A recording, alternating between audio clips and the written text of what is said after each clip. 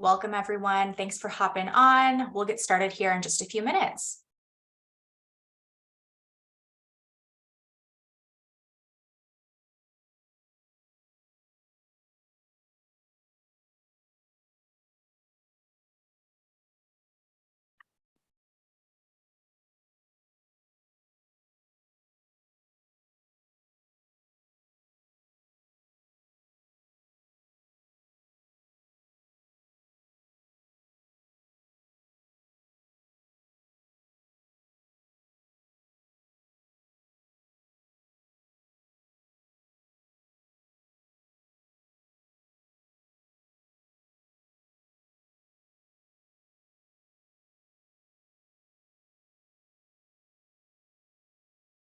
Thanks for hopping on, everyone. We'll be getting started here in just a minute or so to give folks enough time to log in and get settled. Thanks for joining.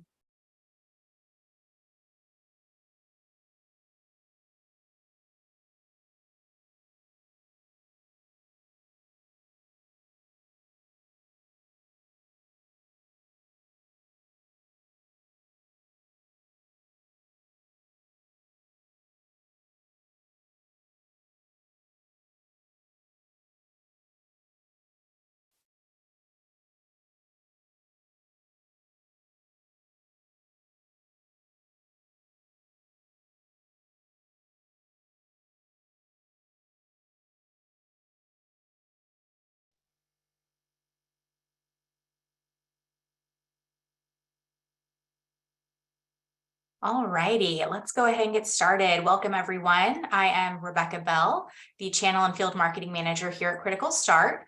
Thank you all so much for joining our Lunch and Learn called Finding the Perfect MDR Match. Before we go ahead and get started, I'm going to quickly review just a couple of housekeeping items. You all are on mute, which is great. If for some reason you're not, please just go ahead and put yourself on mute to reduce background noise for the session today. We will have time for Q&A at the end, but feel free to submit your questions throughout the session. You can do that through the chat functionality or the Q&A, and we'll get to those if we can throughout the presentation, or we'll cover them at the end. Additionally, this session is being recorded, so we will be sending this recording out after the event tomorrow, so you'll get an email with that link.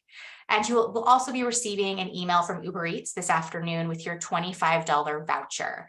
Again, I'll be sending that out after this session, so you should not have that right now, but you will have it later this afternoon. That voucher will be good through next Thursday, February 23rd. Now let's go ahead and get to the reason you're all here. I'm going to hand it over to Randy Watkins, Chief Technology Officer here at Critical Start. Randy, I'll pass it over to you. Thank you very much. Thanks everybody for joining. Really appreciate the time. Hope you're enjoying your lunch hour and getting your $25 Uber Eats voucher. You'll be able to enjoy it more tomorrow.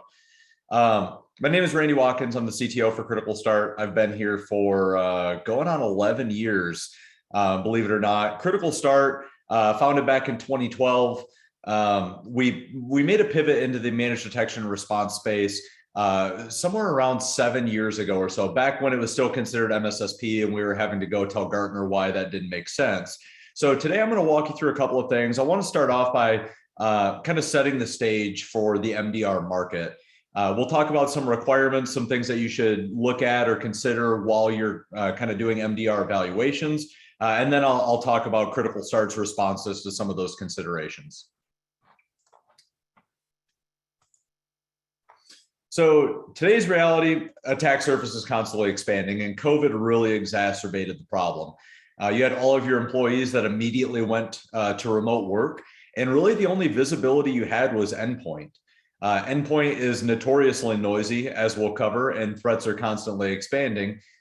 So really what we ended up with was way too many alerts to get through and employees that weren't really secure in their own home network.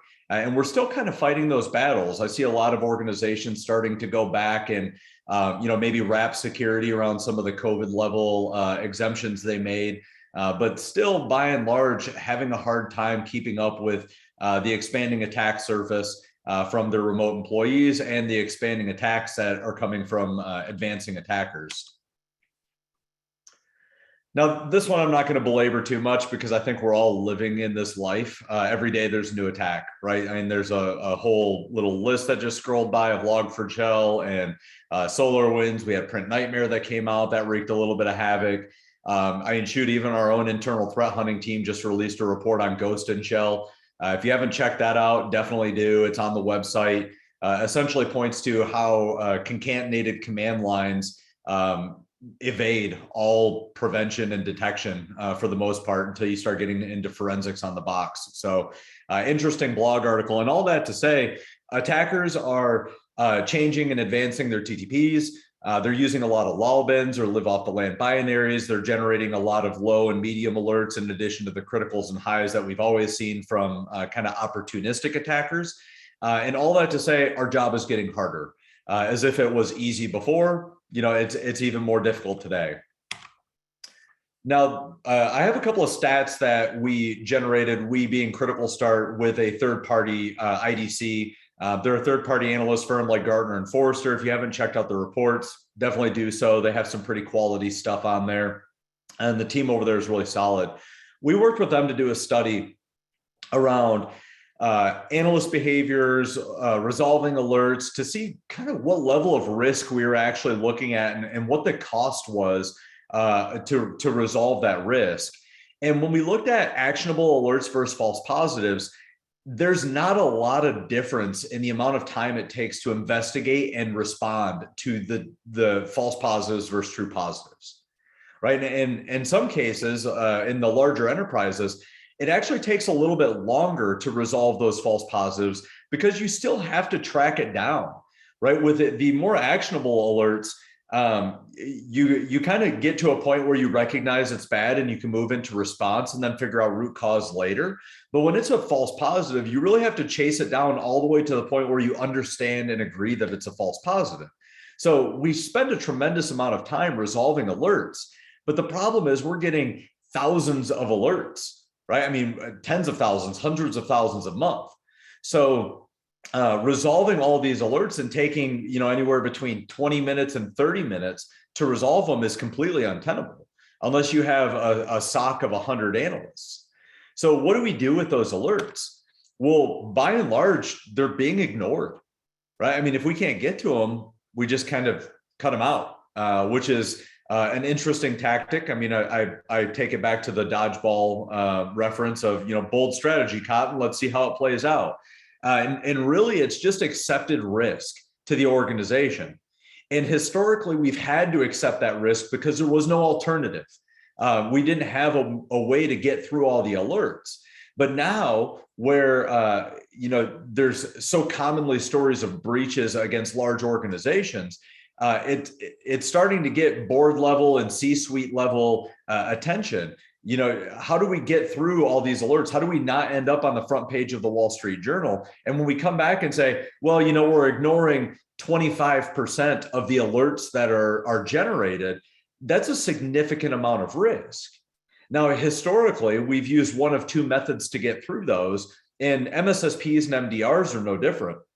The first model is what we call the input-oriented model, essentially turning off the speeds and feeds of different products to get through the alerts, right? The second model, and by the way, that completely tanks your ROI, right? You bought a product so it would be effective at detecting attacks, and instead we turn off everything that makes it effective at detecting attacks, kind of shooting yourself in the foot there. The second model is priority-oriented, and that's the one that most people lean on. Hey, we're going to look at the criticals, we're going to look at the highs. If we get to the mediums and lows, hallelujah, but it rarely happens. And the problem is, like I said earlier, attackers are living off those mediums and lows. They're using lol bins or live off the land binaries, things like PowerShell, things like command line. I mean, our own Ghost and Shell exploit is a perfect case in point of attackers doing things that only set off low alerts because they're traditionally administrative behaviors. But really, that's a malicious attack that we're just not catching because we don't have time to sift through every one of the alerts.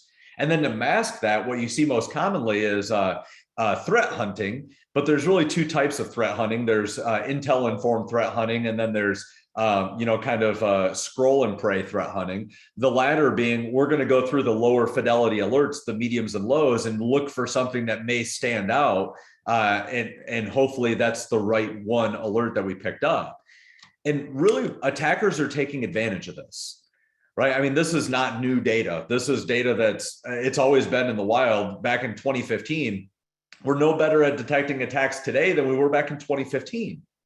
We had a slight comeback in 2017 when we figured out how to do automation, but then the attackers also figured out that automation works both ways.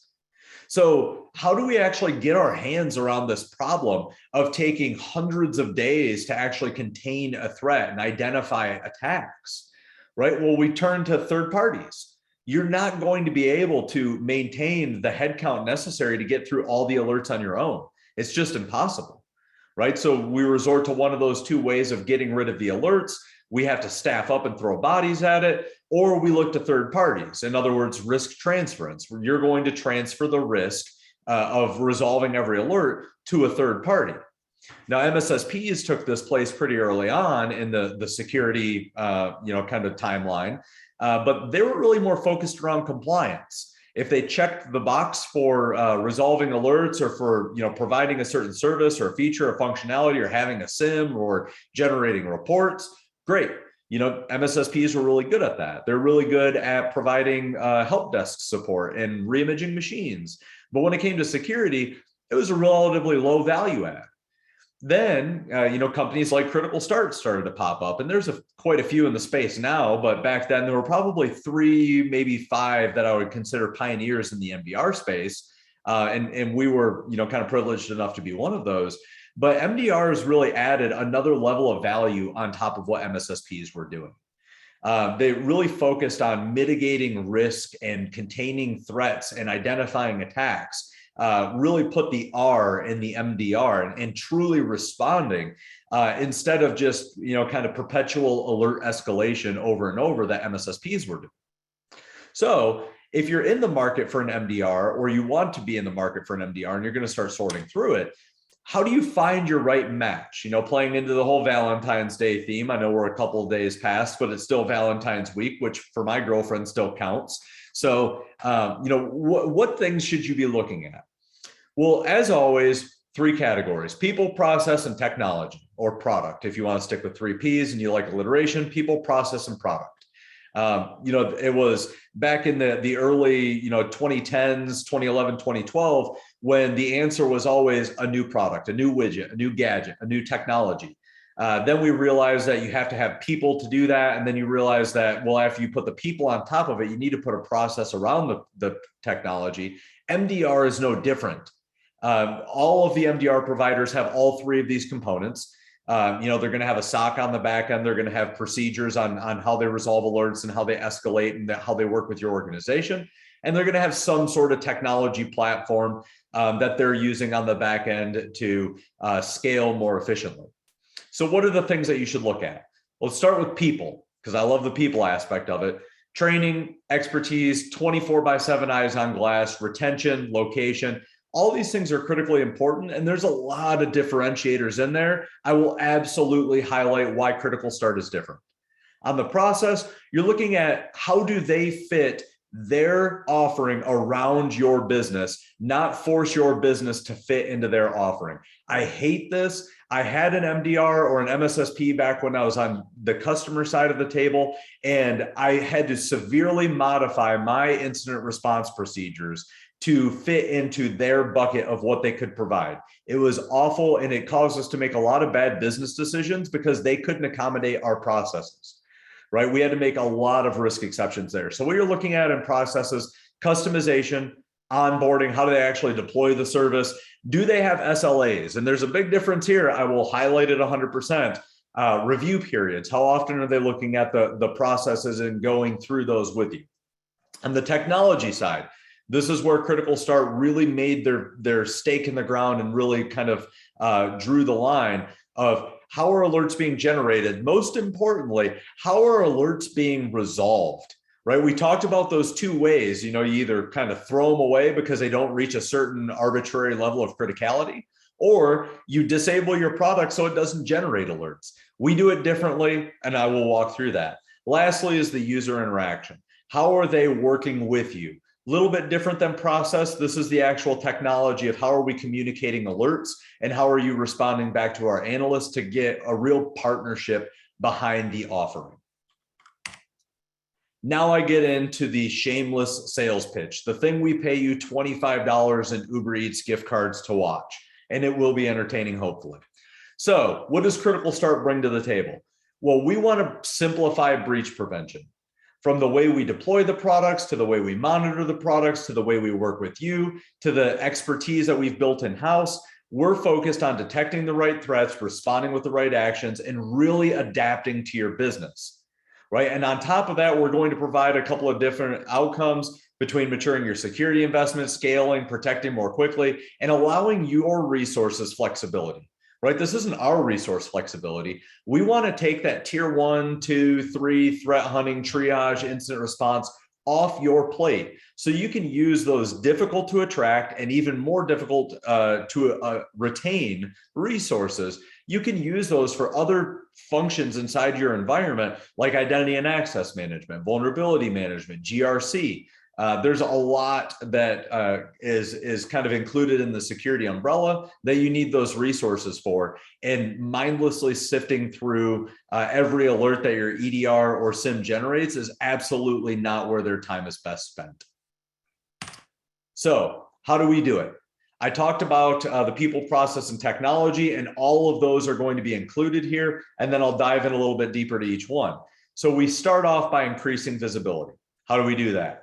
Well, we use APIs very extensively to the point where we're driving a lot of the folks we integrate with to create new APIs specifically for us, right? We use those APIs for a couple of different things.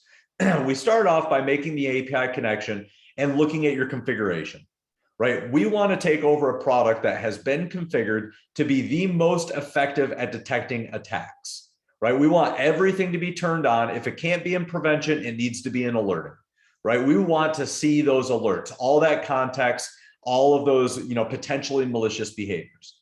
We also inject our own queries into it. So we have what we call our CRU. I'll talk about them a little bit later, but they are essentially building queries in the native language of your products and pushing them into your product, making your product more effective. If we want to talk about ROI, our initial configuration is going to get you up to 100%. You will be using that product the exact way the manufacturer intended you to use it. Then we're going to put our own threat intel on top of it, essentially giving you more than 100% ROI.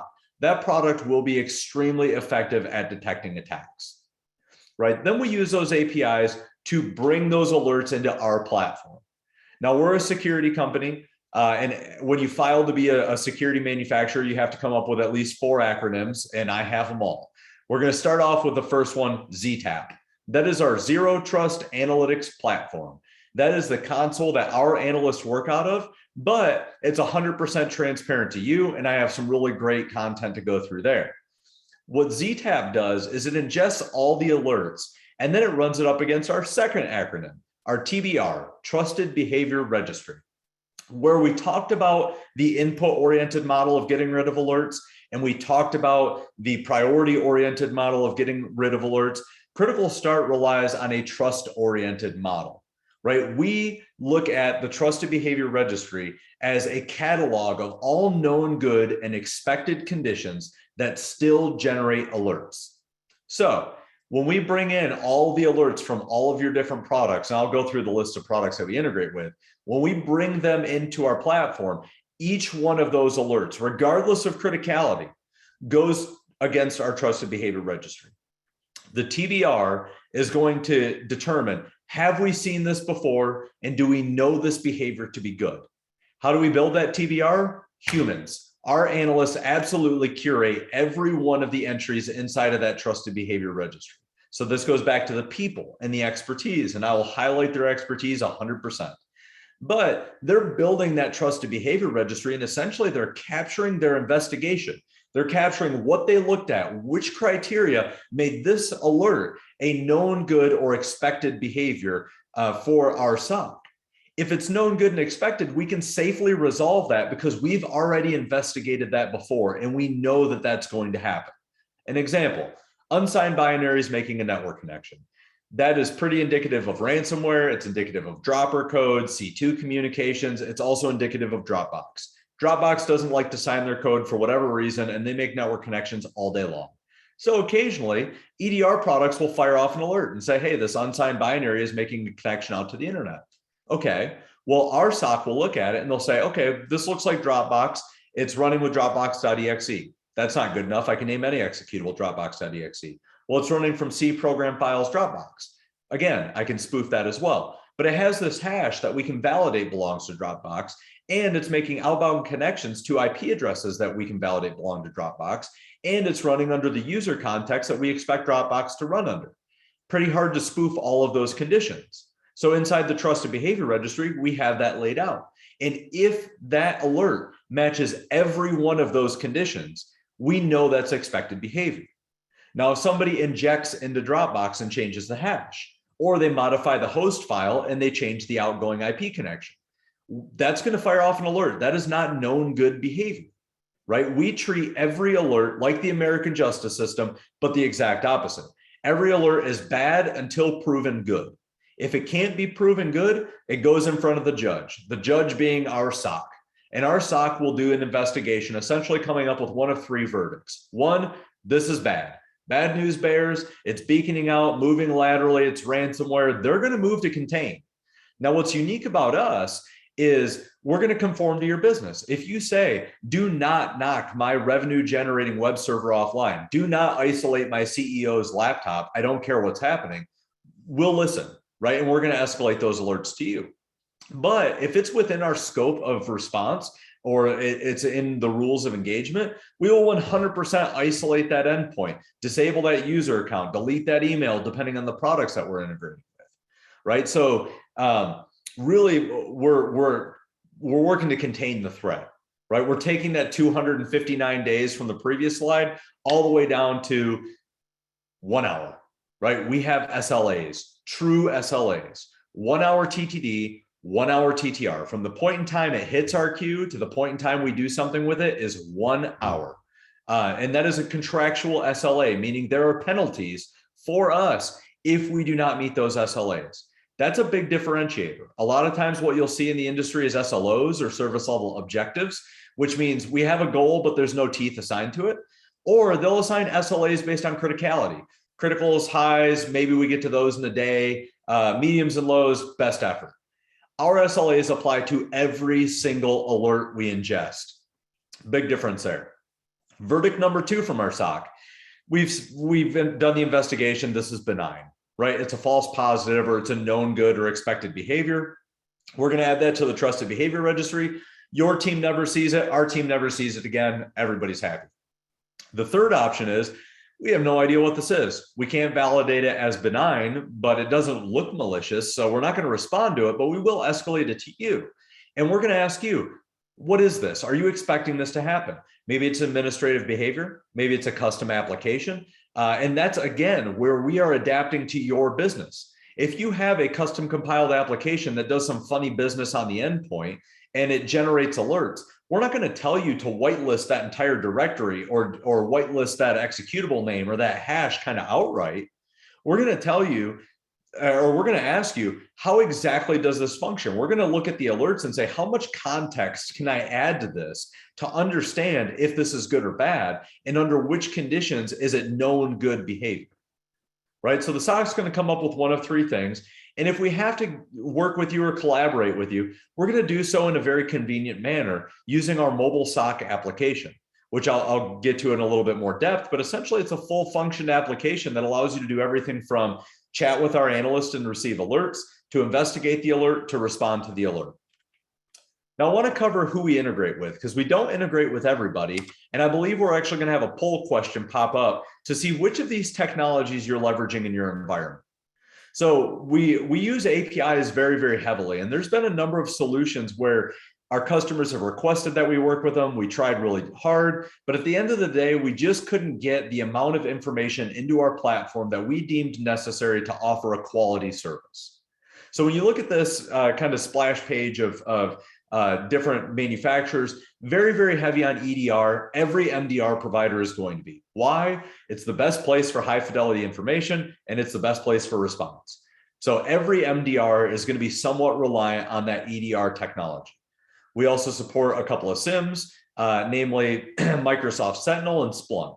With Microsoft, we really do support the entire suite. So it's quite a suite of pretty solid technology in that Defender suite. So if you're an E5 customer or an A5 customer, you have some frontline workers with F5s, we absolutely take advantage of that. Let's take a look and see what we have going on for the poll. Oh, I don't get to see the results anymore. Okay, well, we'll move on then. So hopefully you guys are filling out the information for the poll. Now I want to go through an example. So our incident response got called in. This was a real customer event. It was a financial customer. They had an MDR in place. The MDR alerted them to the execution of Lockbit ransomware, Ragnar Lockbit. We got called in to do the incident response. The MDR did not contain the alerted only. When we got called in, there was about a dozen or so assets that were impacted by this. And in doing the response, we grabbed all of the data out of their EDR product, right? And we put it into the trusted behavior registry. And what we saw was this wasn't a one-day event. The attacker had actually been in the environment for 32 days, right? And this is indicative of what we see going on just more generally. Attackers have realized that a lot of the EPP solutions are great at stopping these spray and pray ransomwares that hit the box and they're really noisy. They encrypt a bunch of canary files and then the process is killed and the action's rolled back. But the attacker realized that they could kind of systematically deploy Lockbit on machines that have kind of critical information and be a little bit more effective. They could also just steal the information outright for extortion. And we're seeing a lot of they call it extortionware now, where they're not even encrypting the data. They're just stealing it. Maybe they delete it, maybe they don't. The threat of release is enough to demand a ransom. So this attacker was actually in the environment for 32 days. And we do have a white paper on this. You can grab it from our website. But the white paper goes through this in a little bit more depth. But they got an initial compromise. I believe it was from an email or something like that. They scraped some credentials, moved laterally. Now, the initial compromise and credential scraping happened in the course of 10, 15 minutes. So we get that alert. We're immediately looking at it. We isolate the host. The lateral movement didn't happen till like day 3 or 4, right? And then they start targeting domain controllers a week or so later. Then a week or two later, they did the C2 connection and established persistence. And then on the 32nd day, they released the Lockbit almost as like a parting gift, just a hey, thanks, good seeing you type of thing. We'll see you again soon.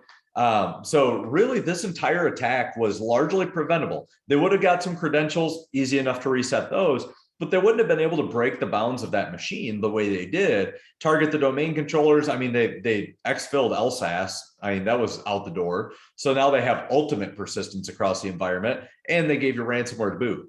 So really, this just goes to highlight the importance of resolving every alert and not being too reliant on that priority-oriented model, because the attackers, again, they're using low and slow attacks, and they're living off the land. They're using PowerShell and command line and all sorts of other kind of built-in products. I think the exfiltration happened by FTP. So definitely something to be on the lookout for. Now, let's dig into ZTAP. So ZTAP, the Zero Trust Analytics platform, I said it was transparent. I mean, it's transparent. 100%. We don't believe in black box approach. There's a number of MDR providers that are a little bit more opaque in what they show you. We show you everything. There's actually no difference between your version of ZTAP and our analyst version of ZTAP, except our analysts can see all customer data. You get to see only your data, but you can see what our analysts are doing, what we isolated, why we isolated it. You can work inside of ZTAP. We have a number of customers that have a small kind of SOC inspired team of 2 or 3 folks. And if we escalate something to them, they work right inside of our portal. You can do isolations, you can pivot into the native product. We do offer SSO. I mean, it's kind of built in. So it's a pretty solid portal to work out of. And what we really focused on over the last year was proving the value that we provide, right? There's this kind of thought process in the MDR market of, you're paying a lot of money for an MDR, your neighbor across the street isn't, he didn't get breached, you didn't get breached. Was he lucky or are we good? Right? So we wanted to really prove the value that we provide. So we created dashboards almost based on persona. So when we start off at the CISO level, excuse me, really proving the value of what we do, we have this beautiful cost calculator at the top that goes over our TTD, our TTR, what we're doing, how many alerts we resolve, the equivalent FTEs it would take, and then the equivalent cost. You can see this in this example, it's $42,000 over the last week. That's a pretty substantial savings, and it's all quantifiable. If we look at more of the kind of an analyst view, and actually C-suite tend to like this as well because MITRE is becoming so prevalent in the security space, we do map everything right back to MITRE, including our own IOCs or IOAs or whatever you want to call them, our own detection logic. We map that to MITRE as well. So you're seeing all the coverage across the different techniques. Now, when we look at the SOC manager, the SOC director, what they're really concerned with is TTD and TTR, but not just for us, right? We measure ours and we have an SLA around it. But if we escalate an alert in 30 minutes and we say, hey, we really need you guys to take a look at this, and you don't touch it for 17 days, right? That's going to be a problem. Now, obviously, around that time, our CSMs are going to be blowing you up every hour. We're going to be offering up phone calls and additional resources to help you get through it, or working sessions, but it's definitely something to measure. So we show you that. We also show you who's taking the longest in your team, who's actually, has the longest TTD and TTR. And then we show you the alert distribution. Is that one person taking on all the alerts, and that's why their TTR is so long, right? So you can, if you're a SOC director or you're a security director, security manager, you can make sure this workload is spread evenly across your teams, so you really do get the best response times. Now, if you also want to see the value of our content, this is more the analyst level. Again, we're mapping to MITRE along the bottom. And obviously, we're going to want to start with the things that are on the right-hand side. They're a little bit further along in the attack lifecycle. If you look up top, that Sankey graph, and I absolutely love these. This is probably one of my favorite widgets in the new dashboards. We're showing you the logic that we created, the logic that was built into the product, where it's going. So it's all going through the TBR, what was automatically resolved as known good behavior, what went to our SOC, and then what the outcome of that investigation was. Is it a true positive? Was it unknown and escalated? Is it open? Was it responded to? Is this now closed? There's a lot of data that comes in here that shows you kind of that alert flow through the system. Now, I talked about the mobile SOC, and here's a quick glance at it. Again, it is full featured. So you see here some of the same graphs that were just on that last dashboard. This is an actual mobile SOC application. It's native. It's not a web page that re-renders or anything like that. This is a native mobile app. It'll use Touch ID or Face ID or biometrics if you have Android, whatever it is, to log you in. But if you're out to dinner with your family, you don't have to excuse yourself from the table, grab your laptop, tether to a hotspot, VPN in anymore. From your phone, you get that notification. Critical Start's escalated an alert to you. You click on that alert, it authenticates you into the app. You can read the structured comment. Now, all of our comments are structured in a way where the whole goal is for that comment to be read, digested, and acted on in a minute or less. So we structure them thusly, right? We have the details at the top. This is what happens. This is what we saw. It was this user connecting this IP address with this executable name. We have the threat to the organization. Maybe it's just a pup. Maybe it's ransomware. Maybe it's C2. Maybe it's a potential for a malicious command line, something like that. And then most importantly, we include exactly what we expect you to do at the bottom. Please validate this as expected behavior. Please, re-image this machine. Please confirm isolation for us, or let us isolate it, or isolate it yourself. Whatever we need you to do is right there at the bottom. So now in this world of, hard to find security talent, you can grab an analyst right out of college and make them useful day one, right? You put them behind the screen of ZTAP and they start seeing very prescriptive orders on those comments. And then we also include things like event hints, that show them why we say what we say and how we investigated it. Now it becomes an educational platform, but also it kind of lowers that learning curve. It lowers that ramp for that new analyst who's new to the industry to be useful. So this really does help solve a number of different problems. And last but not least, being lowering dwell time.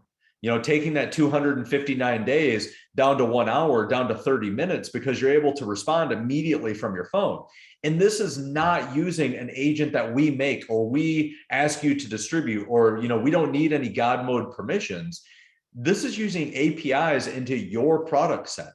It's using APIs into what you already have. Again, that page of different EDR and SIM manufacturers that we tie into. And that list is growing and expanding, but we're using those APIs for investigation and response. So if you need to isolate the host, great, you click on one button, that host is offline. I'm going to finish my dinner and I'll get back to it. So mobile SOC is definitely a very valuable tool in the arsenal of Critical Start. Now the humans. I love talking about the humans. It really is a strong point of differentiation for us. All of our humans, regardless of their expertise, their experience in the past, they all go through 8 weeks of training. They come on board, they don't touch the console. They go through 8 weeks of training.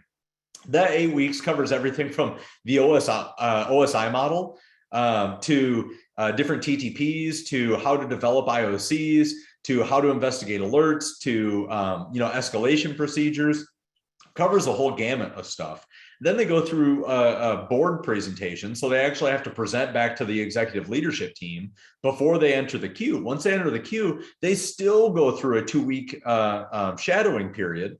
And then after they get through that shadowing period, we have built-in quality assurance in the platform in a number of different ways. One, we escalate a number of closed alerts from the lower tier analysts to be reviewed by the upper tier analysts to target points of training or points of promotion, right? Secondly, every action, whether it's isolating a host or putting a new entry in the trusted behavior registry, goes through a 2-person integrity check. So a tier 1 analyst may say, this is known good behavior, this is why, and this is what belongs in the trusted behavior registry.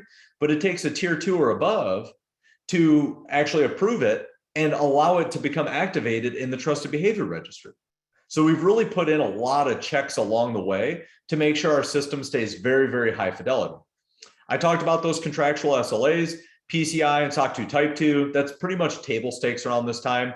Our analysts go through, this says 80 hours. I think it's closer to 120 hours a year now of continued education, just because of expanded manufacturers that we have to support, as well as just internal training hours and different things that we would like our analysts to have. We do have a lot of career pathing built in, and that's one of the reasons for my favorite and last stat on this slide, greater than 90% employee retention.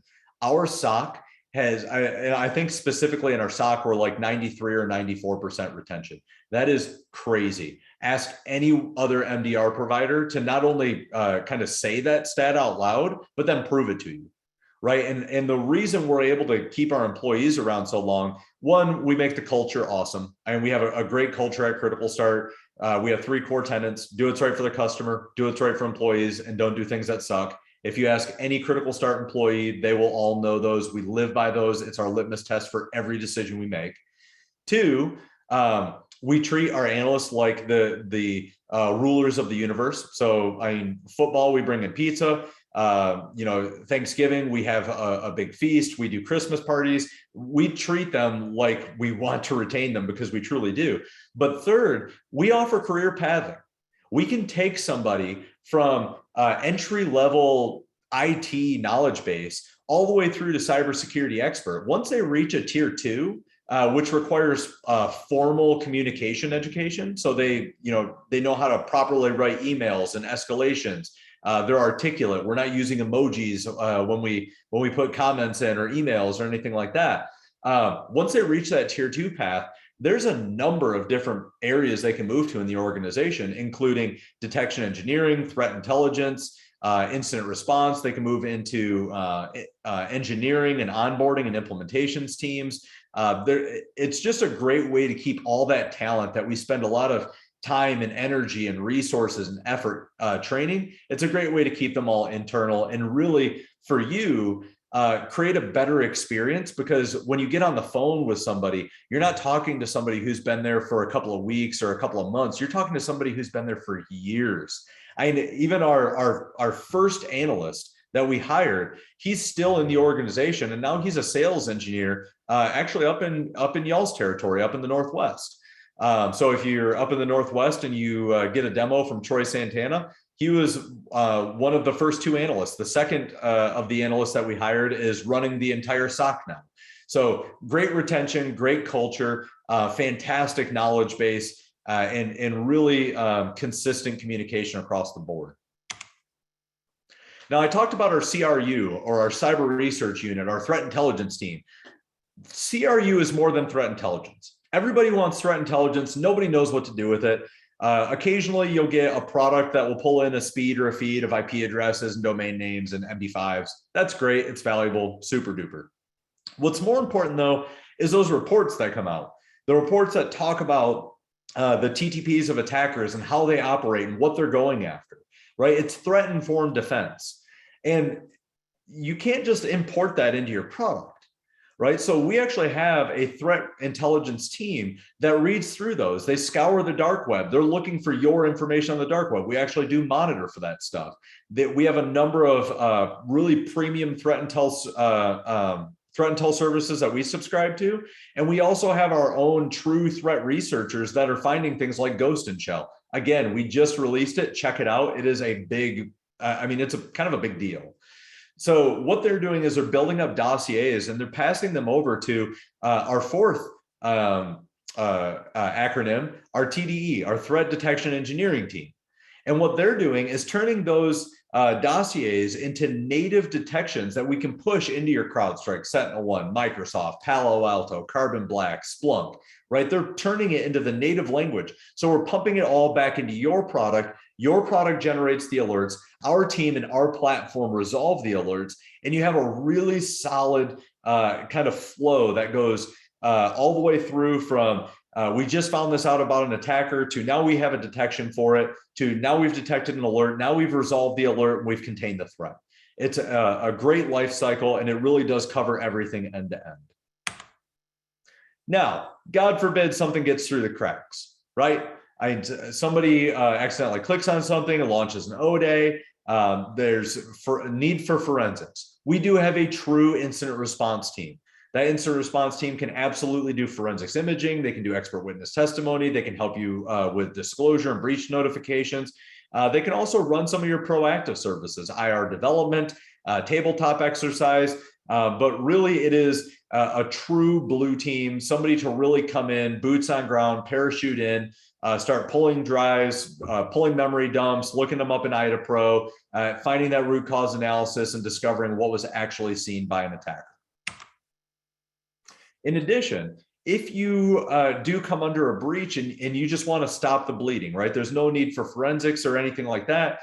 We do offer incident response monitoring, which marries our two teams together, right? This is the benefit of having an MDR that also has incident response, is these two teams can work very closely together. Not only does our blue team feed our CRU things that they're seeing as they do incident response, but they can also leverage the SOC to do 24/7 monitoring, and any alerts that our SOC finds will get escalated to our incident response team, so they can do things like malware reversing. They can, pull root cause analysis. They can go interactive on box and really do a complete deep dive into any alerts that are happening if you suspect there might be something nefarious going on in your environment. Now, lastly, I want to go through a quick use case. This was an oil and gas customer. They had multiple products. They've since consolidated. But at the time we pulled this report, they were using Cortex XDR, Sentinel, and 365 Defender. They were getting inundated with alerts, 156,000 security events in 1 month. There's no way they were able to get through those. By the time we ran it through our trusted behavior registry, we onboarded them into full production monitoring.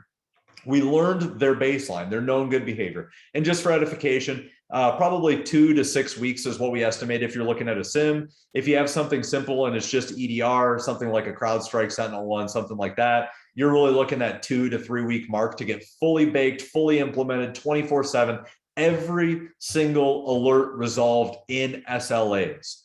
right? By the time we got that done for them, 31 alerts got escalated in the month. That's one a day, right? Saved them a ton of time, 83,000 hours investigating false positives, right? It's just a ton of savings.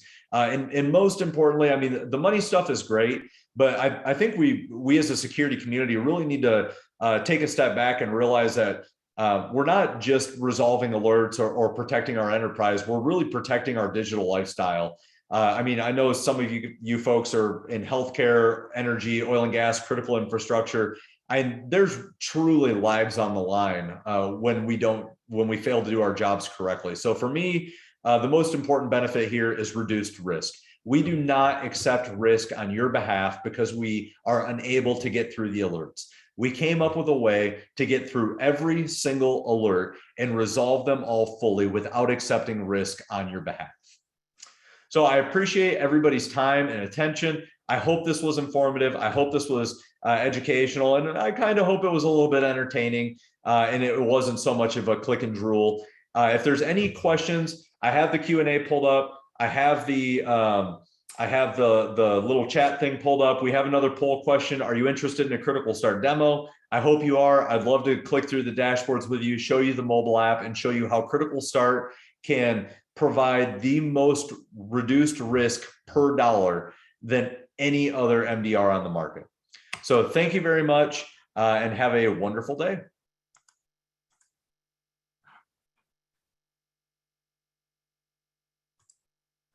Awesome. Thanks everyone for attending. Hope you found this valuable. Again, you'll be getting your voucher for Uber Eats later this afternoon. Will be valid through next Thursday. And I hope you all have a great rest of your week.